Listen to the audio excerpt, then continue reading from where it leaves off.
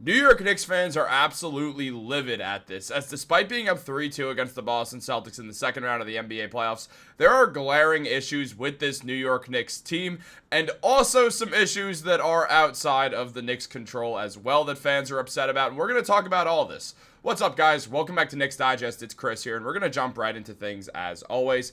Guys, I know the Knicks did lose, but hey, we're still one game away from the conference finals for the first time in many of our lives, or just for the last 25 years of your life. So make sure to subscribe to Knicks Digest for daily New York Knicks content. If you're part of that 68% that is not subscribed, if you're part of that 32%, thank you so much. We really appreciate all the subs and the likes, and you guys have been killing it recently, so we really appreciate it. But let's talk about this. Look, the New York Knicks, they've had glaring issues throughout the season and throughout the playoffs that have not been resolved by this team yet. Head Coach Tom Thibodeau is notably stubborn at a lot of points, despite the fact that what we saw in Game 4 when the Knicks went up 3-1 was Tom Thibodeau call a timeout when the Knicks were down around 16 points, and you could see he was furious and screamed at the team. And what happened next was the Knicks were able to turn things around as they made adjustments. So it's not like Tom Thibodeau does not make adjustments. He does, specifically defensively, and he will offensively too at times.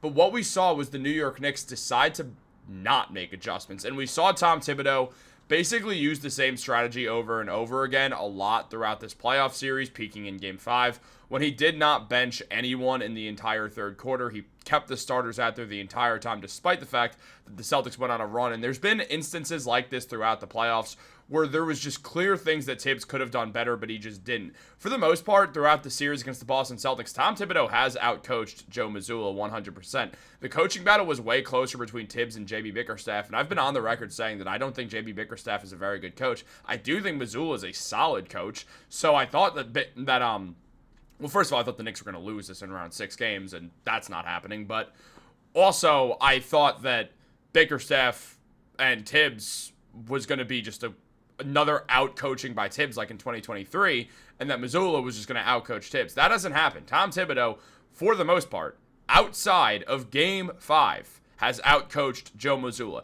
In Game 3, did Mazzulla outcoach Tibs? Sort of, but also the Celtics just outplayed the Knicks that game. They were in full Celtics mode. Jason Tatum was doing his thing. Jalen Brown, Derek White, they all did their thing. They beat the Knicks by 20-something points. It was brutal to watch. But this game, again, in Game 5, the Knicks lost once again. I mean, you can see it below me right now, 127-102. And it's because Tibs got outcoached more than he ever has throughout this series thus far. But there's also just other issues. There's glaring issues, in fact, with the team. Mainly that Knicks fans have a problem with Karl-Anthony Towns, and Knicks fans should have a problem. Towns is timid. There's no way around it. He's always been this way. But the fact is, you got Jrue Holiday on you, and there was one instance that felt like it epitomized the entire Karl-Anthony Towns being guarded by Jrue Holiday experience. Towns had the ball. He was palming the ball, as he does, and Jrue Holiday is guarding him. So Towns is palming the ball, holding it behind his head so Jrue won't steal it and all that. He's not going to dribble because he thinks Drew's going to pick the ball out, which is probably true. So he kicks the ball off.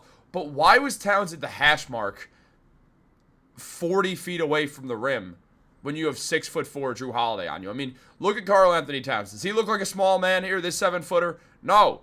He could body Jrue Holiday. I don't believe there's a world that Jrue Holiday can guard Towns. And yes, there is a second defender coming. It's not like there isn't, but still, that should create open threes. There's glaring issues that the Knicks have. And Ian Begley mentioned this, saying that Towns and the Knicks can attack Jrue Holiday more effectively when Jrue guards Towns. Towns also could do more when the Celtics send a second defender at him, but Towns can't create more three-point shots for himself. The Knicks need to adjust their approach if they want to get more perimeter shots for Towns. He's made just 2 threes in the series. He was 1 for 3 from the perimeter in Game 5. Look, he's attacking inside, which is great, but at the same time, there needs to be some situations that the Knicks fix here. And Josh Hart even talked about it, saying, I think we can run actions that get him open more. We're running a lot of ball screen actions, and they're in a drop. We could figure out ways to get him going, whether it's transition or flares or quick screens, ball screens into wides. We have to figure out ways to help him. Obviously, he's a hell of a shooter, but if he was a guard, we'd be in a different situation because he'd have the ball in his hands and be able to create for himself.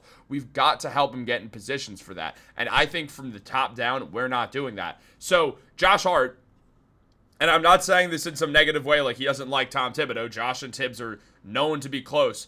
But Josh was saying, this is on us, and Tibs is part of this team, and it's also on Tibs. He said from the top down. So that's Tibs, Jalen Brunson, the rest of the coaching staff, because Jalen Brunson's effectively one of the coaches of this team while also being the best player in the Eastern Conference right now. On top of that, you look at Josh Hart, the basically second in command when it comes to being a vocal leader on this team. He's blaming himself. He's blaming everybody on the team for this. This is not him calling out Tibs. It's him calling out the Knicks, a team that Tom Thibodeau is a part of.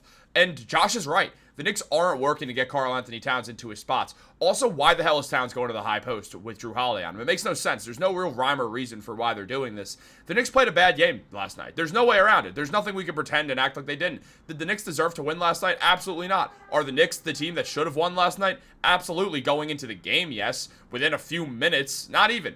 In the first half, it was fine. Look, the Knicks should have done better. The Celtics didn't have Tatum. Whatever. The Celtics are still a great team. Let's not pretend. I mean, I said it before this game. The series is not over. The Celtics are a very, very good team that's coached well, and their formulaic style can work without Jason Tatum. We saw them go 8-2 without Tatum in the regular season.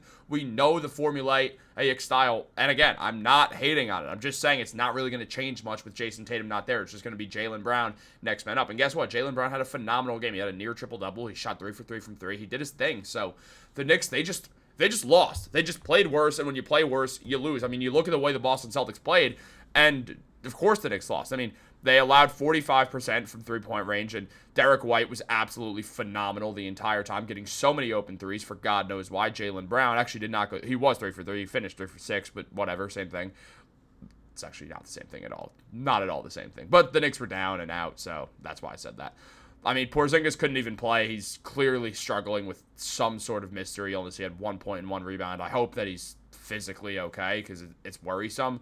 On top of that, we saw Sam Hauser come back and be Sam Hauser. We saw Luke Cornett have the greatest game of his career because the man had 7 blocks because the Knicks just ran into Luke Cornett.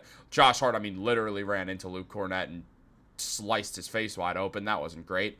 And then Peyton Pritchard also did his thing. Look, he didn't shoot too well, but he got a bunch of open looks. The Knicks are not guarding the Celtics correctly on the perimeter, and it's been fine because they usually adjusted. They didn't adjust last night. And what happened? The Knicks lost because of it. The Knicks need to let OG Anunoby just guard Jaylen Brown and have Mikal just guard Derek White and have them not play help defense. I know it's going to hurt. Make Jrue Holiday and Al Horford beat you. Porzingis, and I'm not saying this in a way that I'm happy about, Porzingis literally can hardly play the sport right now without running out of breath or literally being ill. So what the Knicks have to do is they have to make Al Horford, who's 38 years old, beat them. They need to make Jrue Holiday, who's not a scorer, beat them.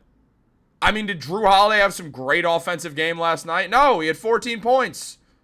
You have to guard Jaylen Brown and Derek White to the point where you're making the other guys beat you. They're the 2 best shooters on the floor right now for the Celtics when Pritchard and Hauser are not on the court. When Pritchard and Hauser are on the court, you have to adjust a bit. But in that starting lineup, you can beat them easily, and you're not because you're playing too much help defense with, yes, your 2 good defenders in Mikal and OG, or 2 great defenders, I should say, who are also excellent help defenders. You have to not let that happen, or you have to have Josh Hart just glue Derek White, have Mikal be the help defender, and have Josh not leave Derek White's side the entire time, because Josh absolutely can guard him as well. The Knicks have good perimeter defense. They just need to use it correctly instead of playing too much help, which is leading to open threes against this Celtics team. On top of this, the Knicks didn't play well at all.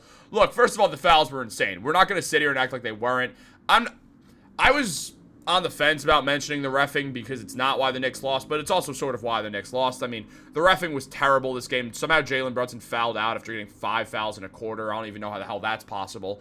On top of that, Karl-Anthony Towns found himself in foul trouble as he usually does. Towns didn't play well. Brunson didn't play particularly great either, but was in foul trouble the entire time, which he never is. Josh Hart shot the ball when he was open and went 5 for 9 from 3 because he can shoot. The fact that he wasn't being timid is a great sign going into Game 6 where we'll have the crowd going for him. I mean, Mitchell Robinson is the greatest player in NBA history, very clearly. Deuce McBride's been great. And let's talk about Deuce McBride, because we talk about Mitchell Robinson a lot, and time again, I could show these highlights of Mitchell Robinson going up. And yes, this is Game 4, but still, the point stands where we could see Mitchell Robinson effectively just get every single offensive rebound that ever happened. It's just what we want to look at if we want to look at it. The man was phenomenal. We could watch it all day. We know that Mitchell Robinson's going to show up and he's going to get 67 offensive rebounds in a single possession. We know that Mitchell Robinson has that ability. We know that Mitchell Robinson is just going to continue to dominate teams on the offensive glass. It's just what he does. We've seen it throughout the series. We've seen the defense. We've seen everything. We've seen Mitchell Robinson's confidence grow.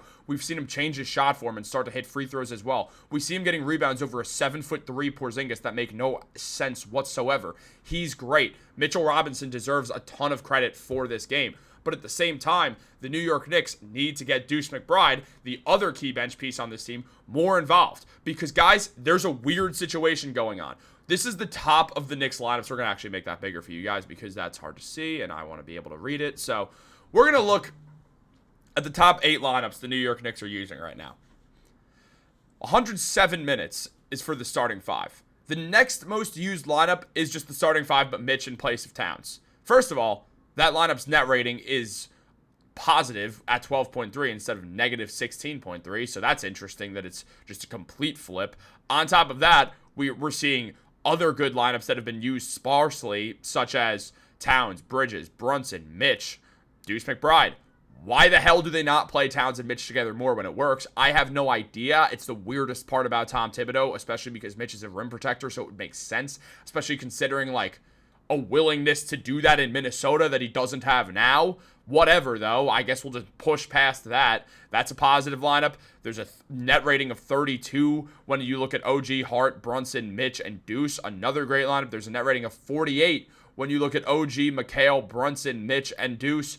I don't understand why Mitch and Deuce do not play more with a few of these starting lineups. It does not add up to me because the starting lineup is being used and used and used, and it's just not working, guys. It makes no damn sense if you ask me.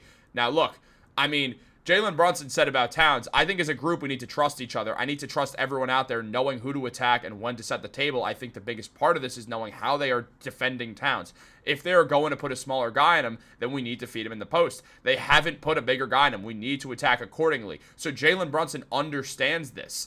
And on top of that, Karl-Anthony Towns himself said, I haven't really been out on the perimeter, really. Haven't had the chance to shoot. We've just been trying to do our game plan, and we're trying to execute at the highest level. So I'm trying to do the most of my damage inside and do whatever the team asks of me. Well, he should be doing more damage inside. And on top of that, clearly he needs shooting to help his confidence. So we know all that. It's just a matter of why this is happening the way it's happening. I mean, look, Karl-Anthony Towns is having a fine series. He's averaging nearly 20 points and 13 rebounds a game. It's down from his normal stats, but he's shooting 15% from 3. He's made 3 threes or 2 threes in this series. It's insane.